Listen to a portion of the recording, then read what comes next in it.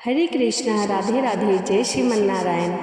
कैसे हैं आप लोग? आशा करती हूँ कि श्री हरि की कृपा आप सभी पर बनी रहे, आप सभी स्वस्थ हो, अच्छे हो, बढ़िया हो।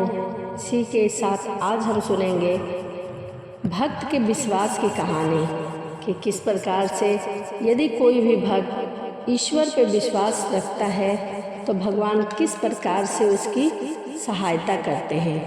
यह वृंदावन की एक सच्ची घटना है, तो आइए सुनते हैं। एक समय की बात है, यमुना पार के एक गांव में दो स्त्रियां रहा करती थी। एक का नाम था मंगला और दूसरी स्त्री का नाम था सुमंगला।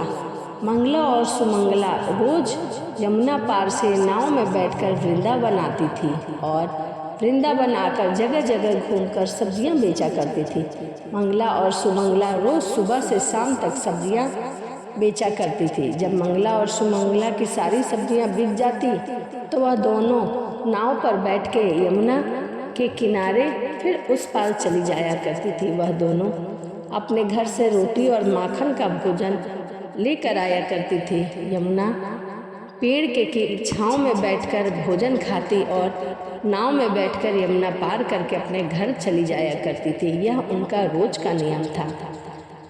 मंगला और सुमंगला दोनों एक तरह से मित्र थे। वृंदावन के यमुना पार की पर वह भगवान श्री कृष्ण को नहीं जानती थी। वह प्रतिदिन वृंदावन आया करती थी, सब्जियां बेचती थी, परंतु वह कृष्ण को नहीं जानती थी। भक्ति क्या होती है उन्होंने कभी जाना ही नहीं। वह तो केवल सब्जियां बेचकर अपना गुजारा करती थी, अपना पेट भरना जानती थी। एक दिन मंगला और सुमंगला सब्जी बेचने वृंदावन आई और आज उनकी सब्जी बहुत ही जल्दी बिक गई थी। सुमंगला बोली, अरे बहन मंगला, आज तो हमारी सब्जियां बहुत दिनों बाद काफ़ी जल्दी बिक गई है। मंगला ने कहा, हाँ बहन सुमंगला, आज तो काफ़ी जल्दी सब्जियां बिक गई है। अब बताओ हम क्या करें इतनी जल्दी? घर जाके क्या करेंगे? सुमंगला बोली, हाँ बहन, अब घर जाके हम करेंगे भी क्या। इतने में ही मंगला की नज़र सामने एक मंदिर की ओर गई जहाँ पर गुरुजी कथा कह रहे थे। मंगला बोली, बहन सुमंगला, देखो सामने मंदिर में कथा हो रही है, चलो वहीं चलते हैं। सुमंगला बोली, अरे बहन मंगला, यह कथा क्या होती है? मंगला ने उत्तर दिया कि यह तो मुझे भी नहीं पता कि कथा होती क्या है, पर सब लोग कहते हैं कि कथा होती है, तो चलो आज हम भी सुन लेते हैं कि कथा क्या होती है। मंगला और सुमंगला दोनों मंदिर में कथा सुनने जाने लगी और मंदिर में जाकर भक्तों के बीच जाकर बैठकर कथा सुनने लगी। कथा में गुरुजी प्रेम से भगवान की चर्चा सुना रहे थे और कह रहे थे, भक्तों, जिसने भगवान से प्रेम नहीं किया उसका जीवन बेकार है। जिसका प्रेम श्री कृष्ण के चरणों में नहीं हुआ उसका जीवन बेकार है। भगवान को प्राप्त करना ही इस मनुष्य के जीवन का लक्ष्य है। यह मनुष्य जीवन सिर्फ हमें भगवान की प्राप्ति करने के लिए मिला है। इस पर संसार के सभी मनुष्य पैसा इकट्ठा करने में लगे हैं। वह भूल गए हैं कि इस जगत में आने का तुम्हारा उद्देश्य क्या था। गुरुजी ने जब इस तरह समझाया तो मंगला और सुमंगला बहुत ही प्रभावित हुई। मंगला बोली, बहन सुमंगला, देखो गुरुजी ने आज क्या कहा है कि भगवान श्री कृष्ण के चरणों में अगर प्रेम नहीं तो यह जीवन बेकार है। तो बहन मंगला, क्या हमारा जीवन बेकार चला जाएगा? सुमंगला ने उत्तर दिया, हाँ बहन, लगता तो ऐसे ही है। तभी मंगला ने पूछा, बहन तू बता, तूने कभी श्री कृष्ण को देखा है? सुमंगला बोली, अरे बहन, मैं तो हमेशा तेरे साथ ही रहती हूँ, भला मैंने कहाँ और कब श्री कृष्ण को देख लिया? बहन तो यह बताओ, भगवान कहाँ मिलेंगे? ऐसा आपस में दोनों बात कर रही थी। मंगला सुमंगला आपस में चर्चा कर ही रही थी कि इतने में एक संत वहाँ से गुजरे। मंगला साधु को देखकर बोली, बहन मुझे लगता है भगवान साधु संतों के पास जरूर भगवान श्री कृष्ण होते होंगे, चलो इनके पास से भगवान को लेकर आते हैं। वह साधु अपना झोला और सामान यमुना के किनारे रखकर स्नान करने लगे। मंगला और सुमंगला दोनों यमुना किनारे गई और साधु का झोला चुपके से उठाकर वहाँ से ले आई। दोनों ने साधु के झोले में जब देखा तो उसमें एक डिब्बा रखा हुआ था। उन्होंने जैसे ही डिब्बा खोला तो उसके अंदर एक छोटे से लड्डू गोपाल जी बैठे थे। लड्डू गोपाल को देखकर सुमंगला बोली, बहन मंगला, मिल गए भगवान, यह बैठे हैं भगवान। लड्डू गोपाल को देख के मंगला रोने लगी। सुमंगला ने पूछा, अरे बहन तुम रो क्यों रही हो? मिल तो गए भगवान, फिर क्यों रो रही हो? मंगला बोली, हे भगवान, आपको बाबा जी ने इतने से डब्बे में बंद करके रखा है और देखो तो सही भगवान का पाँव भी टेढ़ा हो गया। मुझे लगता है कि यह बाबा भगवान को डराते धमकाते हैं। प्रभु अभी तो बाबा यहाँ नहीं हैं, वह स्नान कर रहे हैं, आप थोड़ी देर के लिए पाँव सीधा कर लो। सुमंगला बोली, बहन मंगला, भगवान तो अपना पाँव सीधा ही नहीं कर रहे हैं। मुझे तो लगता है कि डिब्बे में बंद रखने से इनका पाँव अकड़ के टेढ़ा हो गया है। न जाने इस बाबा ने कब से भगवान को इस डब्बे में बंद करके रखा है। चलो भगवान, अब हम तुम्हारे पाँव को सीधा करते हैं। इसके बाद मंगला ने अपने भोजन की पोटली में से मक्खन निकाला और उस मक्खन से लड्डू गोपाल की मालिश करने लगी। भगवान ने जब दोनों के इतने प्रेम को देखा तो भगवान उनके सहज और सरल स्वभाव पर रीझ गए और अपने भक्त के प्रेम के लिए भगवान ने अपने दोनों पाँव को सीधा कर दिया। मंगला बोली, देखा सुमंगला, भगवान ने अपने हाथ पांव सीधे कर लिए। बहन यह तो बहुत भूखे भी होंगे, पता नहीं इस बाबा ने इन्हें कितने दिन से खाना नहीं खिलाया होगा। मंगला और सुमंगला अपने भोजन में से लाई हुई रोटी और माखन का भोग भगवान को लगाने लगी। इतने में साधु बाबा स्नान करके वहाँ आ गए।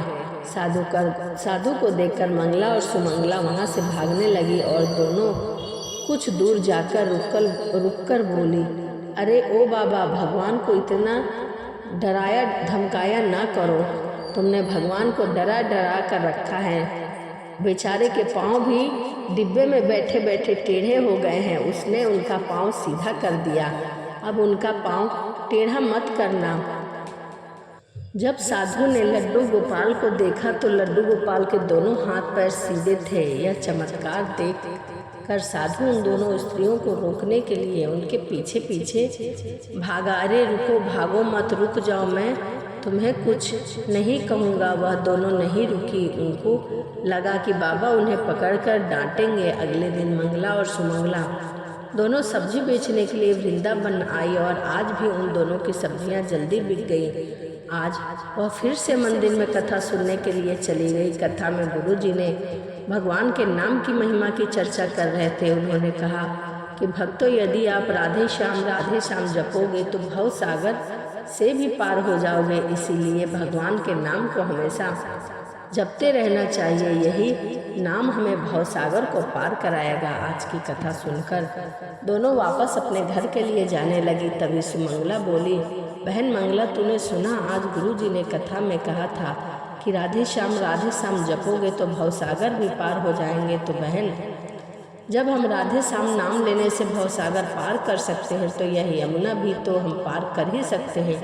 मंगला बोली, हाँ बहन, हम दोनों रोज इस पार से उस पार आने जाने में 25 पैसे तो नाव वाले को किराए के रूप में देते ही हैं। हम भी अब राधे श्याम जपेंगे और बिना पैसा खर्च किए यमुना पार हो जाएंगे। मंगला और सुमंगला गुरु के वचनों पर विश्वास करके राधे श्याम जपने लगी और यमुना जी की ओर बढ़ने लगी। वह दोनों राधे श्याम जपते हुए सच में पानी के ऊपर चलने लगी। राधे श्याम जपते हुए उन दोनों ने पानी के ऊपर चलकर यमुना नदी को पार कर लिया। अब तो मंगला और सुमंगला का श्री कृष्ण के प्रति प्रेम और विश्वास दृढ़ हो गया और वह दोनों श्री कृष्ण की परम भक्त हो गई। एक दिन मंगला ने कहा, बहन सुमंगला, हमने गुरु जी की कृपा से श्री कृष्ण की भक्ति पाई है और गुरु जी के कहने पर हमने नाम जपते हुए यमुना को पैदल पार कर लिया है, तो इससे हमारे बहुत से पैसे बचे हैं।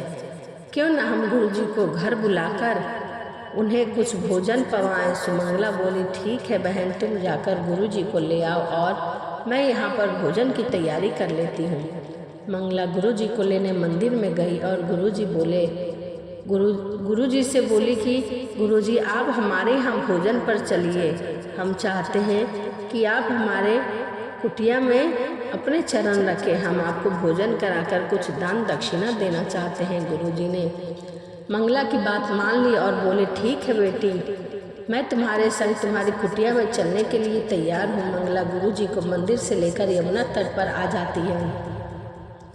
गुरु जी ने जब देखा कि यमुना तट पर तो कोई नाव नहीं है, यह मुझे पार कैसे लेकर जाएगी, तभी गुरु जी ने मंगला से पूछा बेटी तुम मुझे यमुना पार कैसे लेकर जाओगे, यहाँ तो कोई नाव नहीं दिख रहा। मंगला बोली गुरु जी आपने ही तो हमें सबसे बड़ी नौका प्रदान की है। मंगला को लगा जैसे हम गुरु जी के शिष्य होकर राधे श्याम जबकि यमुना पार कर लेते हैं, वैसे ही गुरु जी भी यमुना पार कर लेते होंगे। और मंगला राधे श्याम जपते हुए पानी में चलने लगी। मंगला ने जब थोड़ी दूर जाकर पलट के देखा तो गुरु जी वहीं किनारे पर खड़े हैं। वह बोली अरे गुरु जी आप आगे क्यों नहीं बढ़ रहे हो। गुरु जी को लगा कि इस तट पर यमुना का पानी बहुत कम है।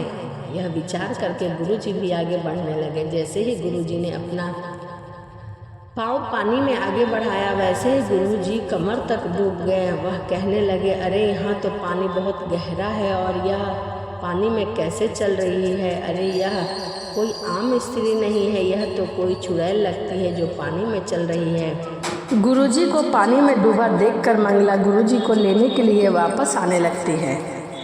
मंगला गुरु जी के पास पहुंचकर गुरु जी का हाथ पकड़कर उन्हें यमुना पार ले जाने लगती है। इधर गुरु जी डरकर बोल भी नहीं रहे होते हैं। अरे अरे मुझे छोड़ दो। मंगला ने गुरु जी की बातों का कोई जवाब नहीं दिया, बस वह राधे श्याम जपती यमुना पार कर गई। गुरु जी सोच रहे थे कि हे भगवान यह तो मुझे बीच यमुना में ले जाकर लगता है मारेगी। मंगला गुरु जी को लेकर यमुना पार हो गई और बोली गुरु जी हम यमुना पार कर चुके हैं। गुरु जी क्या बात है, आप मुझसे इतना डर क्यों रहे हैं। गुरु जी बोले कि तुम कौन हो और मुझे क्यों मारना चाहती हो, मैंने तुम्हारा क्या बिगाड़ा है, तुम कोई चुड़ैल हो या फिर भूतनी। मंगला बोली गुरु जी ना तो मैं चुड़ैल हूँ ना ही भूतनी, मैं तो आपकी शिष्य हूँ। गुरु जी बोले हे भगवान मैंने कब इन भूत चुड़ैलों को शिष्य बनाया। मंगला बोली गुरुजी आपने ही तो हमें कथा